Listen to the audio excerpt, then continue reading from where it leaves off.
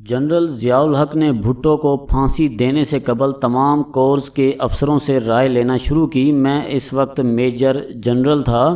میرے corps commander نے بھی افسروں کو جمع کر لیا۔ سب نے کہا ہم بھٹو کی پھانسی کے بعد حالات کنٹرول کر لیں گے، لیکن میں نے عرض کیا بھٹو کو پھانسی دینا بہت ہی غلط فیصلہ ہوگا۔ اس سے ایسی سیاسی پیچیدگیاں پیدا ہوں گی جنہیں سنبھالنا مشکل ہوگا۔ بہتر ہوگا بھٹو کو جلا وطن کر دیا جائے۔ فلسطین کے یاسر عرفات، سعودی عرب کے شاہ فیصل، لیبیا کے کرنل قذافی اور متحدہ عرب امارات کے حکمران ذمہ داری لینے کے لیے تیار ہیں۔ بھٹو ایک اچھے اسٹیٹس مین ہیں، بڑی جماعت کے مقبول لیڈر ہیں، ہمیں کل ان کی ضرورت پڑے گی۔ یہ انکشاف جنرل اسلم بیگ نے اپنی بائیوگرافی اقتدار کی مجبوریاں میں کیا۔ ان کے بقول میری باتوں پر کور کمانڈر ناراض ہو گئے، کانفرنس ختم کر دی اور اپنے چیف آف سٹاف بریگیڈیئر حمید گل کو بلایا اور حکم دیا مجھے فوراً چیف سے ملاؤ، میں ایسے آفیسر کو اپنی فارمیشن میں نہیں رکھ سکتا۔ بریگیڈیئر حمید گل نے کہا سر اگر اجازت ہو تو میں رپورٹ تیار کر لیتا ہوں، ہم یہ چیف کو بھجوا دیتے ہیں، وہ خود فیصلہ کر لیں، ہماری طرف سے فوراً رد عمل مناسب نہیں ہوگا۔ کور کمانڈر نے یہ بات مان لی اور چیف کو رپورٹ بھجوا دی۔ جنرل ضیاء الحق نپولین جیسی فہم و فراست کے مالک تھے، وہ تنقید کرنے والوں کو اپنے ساتھ رکھتے تھے، لہٰذا انہوں نے مجھے سزا دینے کی بجائے GHQ میں چیف آف جنرل سٹاف تعینات کر دیا۔ میں نے حق اور اصول کی بنیاد پر بھٹو کو پھانسی دینے کے فیصلے سے اختلاف کیا تھا۔ اگر بھٹو کو پھانسی نہ دی جاتی تو سیاسی ابتری نہ ہوتی، جنرل ضیاء کا حادثہ ہوتا، نہ جنرل پرویز مشرف کی حکومت آتی اور نہ بے نظیر بھٹو قتل ہوتی۔ جنرل اسلم بیگ نے انکشاف کیا ایران عراق جنگ کے دوران ایران نے ہم سے جنگی ہتھیاروں کے سپیئر پارٹس مانگے تھے، ہم نے غور کا وعدہ بھی کیا۔ ایرانی صدر علی اکبر سپیئر پارٹس کے لیے خود بھی پاکستان آئے۔ جنرل ضیاء الحق نے انہیں مغرب کے وقت جماعت کرانے کی دعوت دی اور صدر نے ہماری طرح نماز پڑھائی۔ ہم نے ایران سے سپیئر پارٹس کا وعدہ کیا تھا لیکن ہم نے اس وعدے کی پاسداری نہیں کی۔ جنرل صاحب نے انکشاف کیا پاکستان کو ایران عراق جنگ سے دور رکھنے کے لیے سازش کے تحت ملک میں فرقہ وارانہ فسادات بھی کرائے گئے اور سپاہ صحابہ، لشکر جھنگوی اور سپاہ محمد جیسی جنگجو تنظیمیں بنانے کی اجازت بھی دی گئی۔ ہم نے جنگ کے بعد ان تنظیموں کو دہشت گرد قرار دے کر اپنے سروں پر دہشت گردی کی تلوار لٹکا لی۔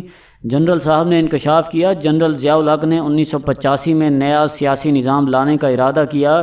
ماشاء اللہ کو 9 سال ہو چکے تھے۔ مجھے اور حمید گل کو تجزیے کی ذمہ داری سونپی گئی۔ میں نے اپنی سفارشات میں کہا اب وقت آ گیا ہے صاف ستھرے الیکشن کرا کے اقتدار منتخب عوامی نمائندوں کو منتقل کر دیا جائے۔ اس عمل سے قوم آپ کو اچھے الفاظ میں یاد رکھے گی۔ وہ کچھ دیر سوچتے رہے اور پھر بولے چاہتے ہو کہ پھانسی کا پھندا میرے گلے میں ہو؟ میں نے کچھ معروضات پیش کرنا چاہیں لیکن اجازت نہ ملی، ہم خاموش ہو گئے۔ جنرل اسلم بیگ نے جنرل ضیاء الحق کے طیارے کے حادثے کے بارے میں بڑی تفصیل سے لکھا۔ جنرل صاحب نے انکشاف کیا جنرل ضیاء الحق اور دوسرے سینئر آفیسرز 17 اگست 1988 کو الخالد ٹینک کا ٹرائل دیکھنے خیرپور ٹامے والی کی فائرنگ رینج میں آئے۔ عسکری قیادت نے اسلام آباد سے بہاولپور آنا تھا۔ ہم نے ان کے لیے 2 گروپ بنائے تھے، پہلے گروپ میں جنرل ضیاء الحق شامل تھے جبکہ دوسرے گروپ میں chairman joint chief of staff committee general Akhtar عبد الرحمان تھے۔ 16 اگست کو جنرل اختر عبد الرحمان مجھے گولف کورس میں ملے اور شکایت کی تم نے مجھے پہلے گروپ میں کیوں نہیں رکھا؟ میں نے کہا اصول کے تحت سینئر افسر ایک جہاز میں سفر نہیں کرتے۔ وہ خاموش ہو گئے۔ اگلے دن جنرل ضیاء الحق بہاولپور پہنچے تو جنرل اختر عبد الرحمان بھی صدر کے ساتھ تھے۔ انہوں نے ملٹری سیکٹری کے ذریعے اپنا نام صدر کے گروپ میں شامل کرا لیا تھا اور یوں وہ بھی 17 اگست کو جنرل ضیاء الحق کے طیارے میں شہید ہو گئے۔ جنرل اسلم بیگ نے انکشاف کیا میں حادثے سے قبل جب بہاولپور ایئرپورٹ پر جنرل ضیاء کو رخصت کرنے لگا تو جنرل ضیاء نے مجھ سے پوچھا آپ بھی آ رہے ہیں مگر آپ کا تو اپنا جہاز ہے؟ میں نے کہا جی ہاں میں اپنے جہاز میں آؤں گا۔ اللہ حافظ۔ ان کا جہاز ٹیک آف کر گیا اور 10 منٹ بعد میرے پائلٹ کرنل منہاج نے پریشانی کے عالم میں بتایا سر اسلام آباد کنٹرول کا پاکستان 1 سے رابطہ نہیں ہو رہا، میں بھی کوشش کر رہا ہوں لیکن کوئی ریسپانس نہیں ہے۔ جنرل اسلم بیگ نے انکشاف کیا، میں نے 1988 کے الیکشن کے بعد بے نظیر بھٹو کو اپنے گھر پر دعوت دی اور مستقبل کی وزیر اعظم سے 3 درخواستیں کیں۔ فوج سے کوئی شکایت ہو تو مجھے بتائیے گا، میں دیکھ لوں گا، یہ میری ذمہ داری ہے۔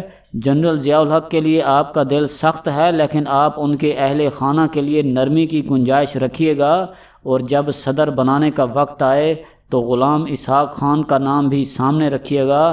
محترمہ نے ان تینوں باتوں کا احترام کیا۔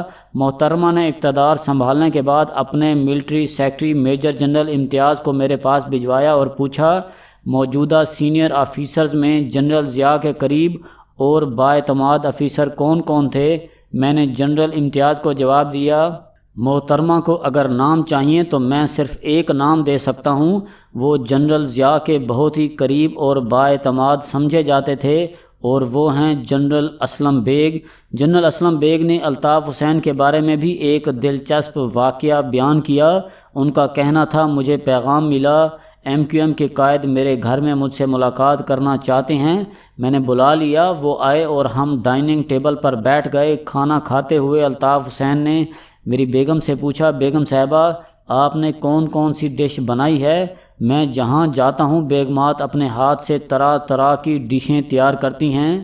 میری بیگم نے تڑاق سے جواب دیا، میں تو جنرل صاحب کے لیے کوئی ڈش نہیں بناتی، آپ کو یہ کیسے گمان ہو گیا میں آپ کے لیے بناؤں گی؟ الطاف حسین لقمہ منہ میں ڈال رہے تھے، ان کا ہاتھ رک گیا، پانی پیا اور جانے کی اجازت چاہی۔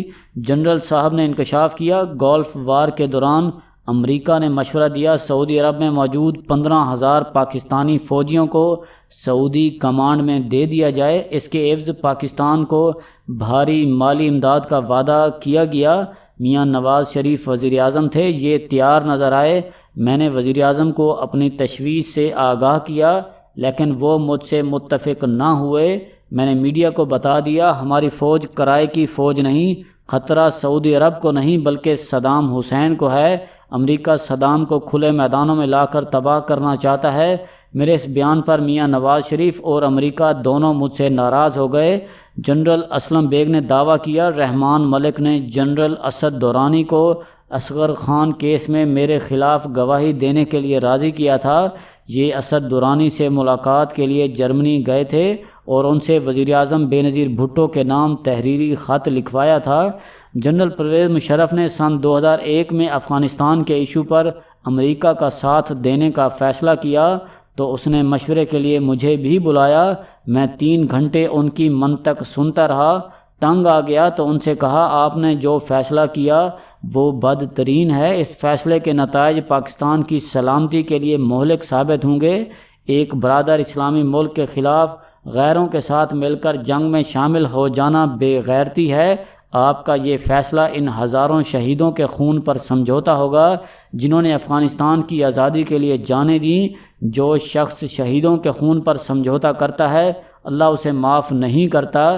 جنرل اسلم بیگ نے انکشاف کیا، جنرل ضیاء الحق نے 1987 میں ڈاکٹر عبدالقدیر سے ایٹمی پروگرام پر اس سال کے اخراجات کی تفصیل مانگی۔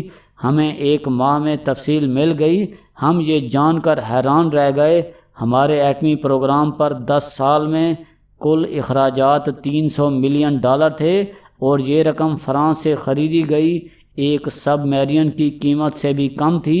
اور جنرل صاحب نے انکشاف کیا، پاکستان کو ایٹمی قوت بنانے والی 5 اہم شخصیات کو زندگی سے ہاتھ دھونا پڑا، یا پھر اقتدار سے جبری علیحدہ ہونا پڑا، یا پھر غلط پروپیگنڈے کے ذریعے ان کی کردار کشی کی گئی، اور وہ 5 لوگ ذوالفقار علی بھٹو، جنرل ضیاء الحق، بے نظیر بھٹو، میاں نواز شریف اور ڈاکٹر عبدالقدیر ہیں۔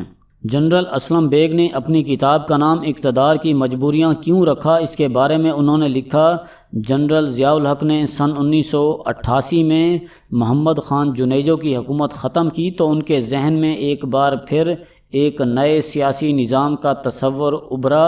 انہوں نے مجھے اور حمید گل کو دوبارہ رپورٹ تیار کرنے کی ہدایت کی۔ میں نے رپورٹ بنا کر کہا، الیکشن کرائیے اور اقتدار سے الگ ہو جائیے تاریخ آپ کو ایک مہربان ڈکٹیٹر کے نام سے یاد کرے گی۔